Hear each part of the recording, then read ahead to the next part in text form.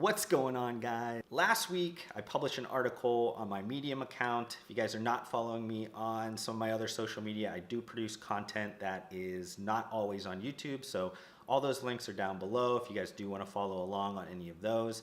But this article was basically supplement industry experts. I asked, I think 16 of them in total, what was their kind of top trends for 2019. And in that article, if you guys did get to read it, if you guys haven't, I would suggest jumping over there. I'll make sure that I link it down below as well. But jump over there, learn some things. But one of the things that I said in that article was that I was not going to put my thoughts into that article. I wanted it to make sure it was all about them, and I would produce a piece of content that had all of my thoughts in it. So this is that piece of content. This is going to be my top 5 supplement industry trends for 2019. And just so people don't think I was cheating and waiting for them to give me their thoughts, I had written these down weeks ago when I had put together my content schedule and everything like that. So these are shadowing some of them. Very few of them actually shadow some of the comments that were in the article, but one of the biggest ones, one that kind of seemed to come up in almost every expert's top trend, was this idea of like convenience, functional foods, functional beverages, just kind of how the industry is changing away from caps, powders, pills, and into protein bars and energy drinks and all those types of applications. And I totally agree. I think that's definitely a top trend that's going to happen. But even though I believe that convenience is going to be a product-centric trend that people are going to see primarily in 2019, I think it's going to be more of a comprehensive, more of a holistic convenience thing that you're going to see in 2019. As a millennial, I don't like when people generalize or give us titles or terms or something, but I do kind of like the idea of pundits out there calling us the convenience customer. It just kind of fits with myself, my motive, how I approach my own personal commerce, also how I kind of look at a lot of different scenarios when I work with clients. But what we're talking about here is that key to winning in 2019 and just kind of beyond that is a matter of how do you create like a frictionless transaction? Like how do you enable a purchase without like interrupting this customer or consumer is already doing? The people that are getting ahead in this industry are going to be looking at, they're going to be looking past just product applications and going to be looking at just kind of the full cycle of commerce when they are looking at this idea of convenience. The kind of the areas that I'm talking about is kind of, where can your product be purchased? Where are your consumers or your potential customers already spending a lot of time on? Can you make sure that you're creating a frictionless transaction in that level? If it's through some of this social media type of purchasing, leveraging some of the things that Facebook is using for their retail ambitions in this next year. It's also, just having your fulfillment is faster.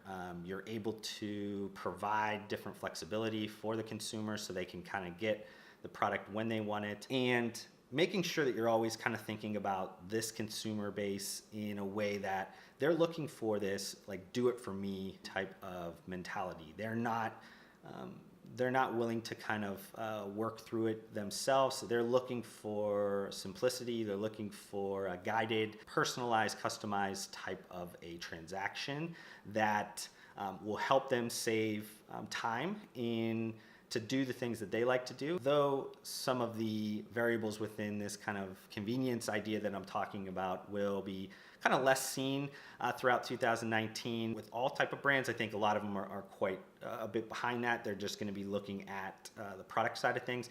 Some of the winning brands definitely focus more and more on that in 2019. Moving into the second one, talked a little bit about the idea of like customization and personalization. I've been going back and forth if this is going to be a 2019 thing or 2020 thing, but I feel pretty confident to say that you're going to see a lot of traction in the customization, personalization of like supplements and nutrition in 2019. I think that's going to be a major trend. I think the major question that everybody's trying to wrap their heads around right now is, in this current environment of privacy and just kind of, maybe even driven by Facebook and some of these other major tech companies being a little bit loosey-goosey with privacy and information, customer information. Are we willing to give up that level of customer information to a consumer brand, be that maybe even like a GNC that just kind of came out with a DNA type kit to create a personalized type of experience? Are we willing to give that level of personal information, customer information to them? Are we going to trust that they're going to treat that in the right way long term? Because you can't get more intimate than your DNA and just kind of the iterations of that in the future, blood tests and different interlinkages with some of your other connected apps.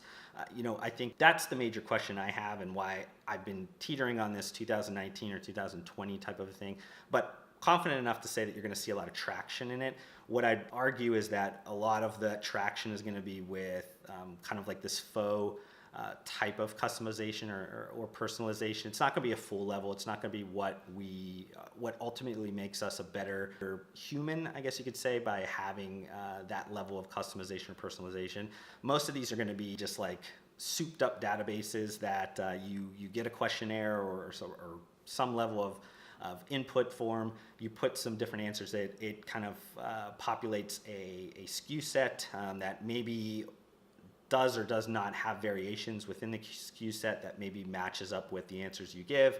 A brand is going to have several different SKUs, and those SKUs are going to be kind of recommended to you. It's no different than some of the machine learning or things that an Amazon already does with some of their recommended buying and things of that nature.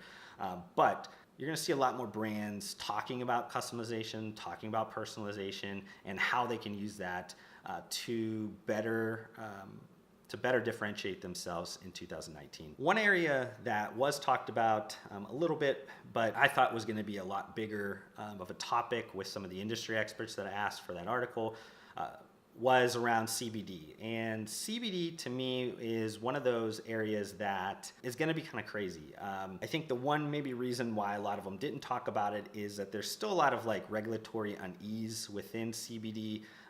Rick Collins, a prominent lawyer in the supplement industry, made a great comment in my article if you guys want to look back on that. But basically saying, the Farm Bill did pass late 2018, but there's still a lot of issues with kind of the FDA or FTC in terms of giving guidance on what is allowable in a dietary supplement or a dietary ingredient or just additives in foods and beverages and things of that nature. So though there's a lot of people that are kind of playing in that field, putting products out, they aren't necessarily 100% compliant at this point. So I think if some of that guidance, I believe when the government kind of gets going again, and I'm filming this in January of 2019. So what I'm talking about is the current kind of government shutdown that's going on.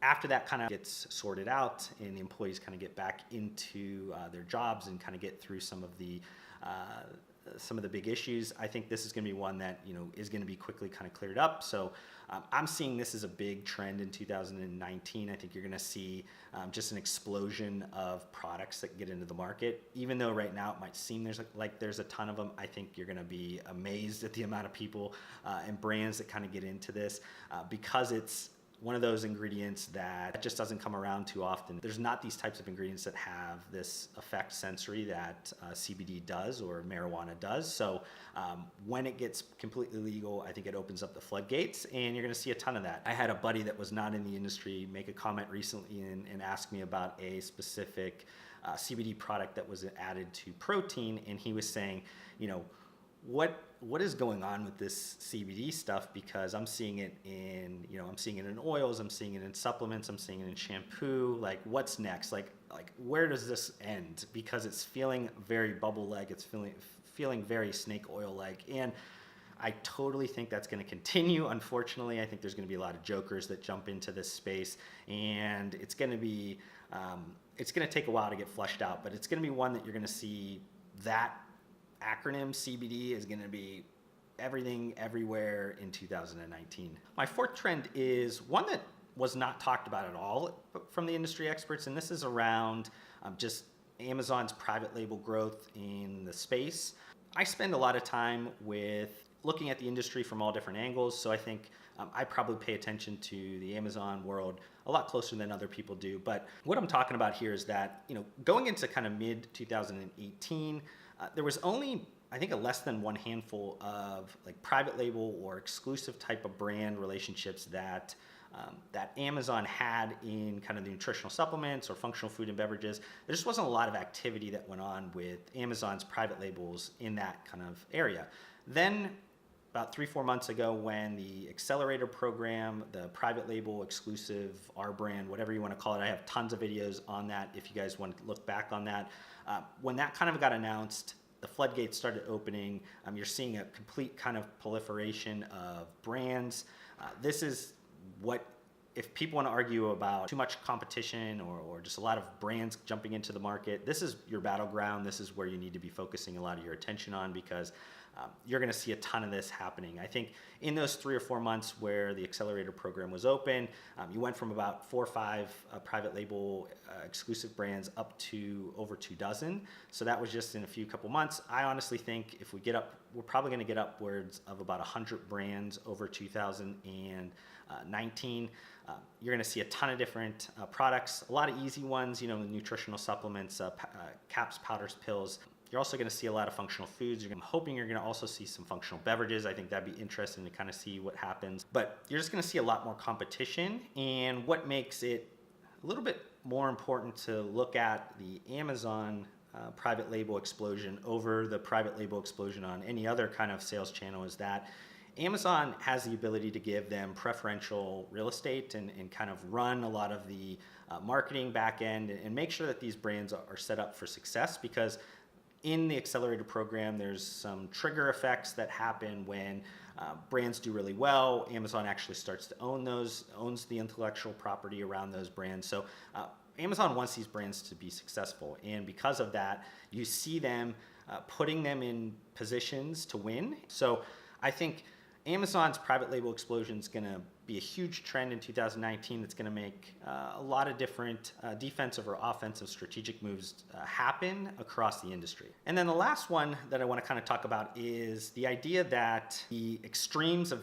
dieting is going to further kind of segment the industry and also create some opportunities in growth in the industry. What you're seeing in the world today, I think there's this idea where a lot of the middle is getting washed out. You're having people look at long-standing, proven processes, ways, and kind of not believing that they are the most efficient or effective for themselves. They're looking for something that's maybe more personalized or maybe something that's a little bit more unique for them. And this is why you're seeing quick and huge growth in a lot of these diet subcategories like keto or vegan or paleo or carnivore or any of these diets. And when people are moving into these more kind of extreme diets, they need to have the same level of support in terms of products that they're used to having for them to be successful. So for the long-term success of these diets, there needs to be consumer packaged goods or fast-moving consumer goods to fit the kind of the commonalities of these individuals have lived over decades before that. So you're going to see a lot of opportunities come up in 2019, and a lot of brands kind of flood into different extreme diets through spin-off brands or line extensions or just kind of dabbling in it. I think everybody's going to be looking at different plant-based or keto or just whole food type of ingredients. I think these are going to be these are going to provide a lot of opportunities for brands that are stuck within the traditional caps, powders, pills. They're going to see opportunity. They're going to see growth. They're going to see a lot of these new lifestyle consumers that are getting into the market that maybe don't have preconceptions on different brands, and they see that as opportunity. I think it's going to help the industry grow, just as functional foods and functional beverages has helped the industry grow. So I think though the segmentation is going to create even more noise and even more brands and products in the industry, I think it's going to also provide a little bit bigger of a pie for everybody. And those people that can quickly act on some of these trends are going to be best positioned to get some extra growth in 2019. So I hope you guys enjoyed my top trends for 2019. I know some of them maybe had some linkages to that article if you guys did read that article, but A lot of them were not. A lot of them were, kind of unique to things that I see. I think the why I wanted to write the article the way that I did, I made sure that I tried to find, brands and retailers and distributors, international media, all these different players in the industry, just to kind of see their different perspectives. But I think my unique piece of this is that I do get to see the industry from every kind of angle. My clients are kind of in all different sides of the industry and outside of the industry. I don't just work in nutritional supplements, functional food and beverages. So because I get to see, manufacturing, and I get to see retail, I get to see brands, I get to see the media side, or like the analyst research side, I get to see the investment side of things. I kind of tend to look at things a little bit differently, and that's why I put out the content that I do, because I think there is a uniqueness to just my thoughts in the industry. But hopefully you guys got some value out of this. If you guys did, make sure you guys comment below, hit the like button. That is super easy for you guys to do, and it helps me out a ton. I want to thank you guys one more time for just spending some time with me, listening to me. Hopefully you guys got some value out of this in return, and I'll see you guys on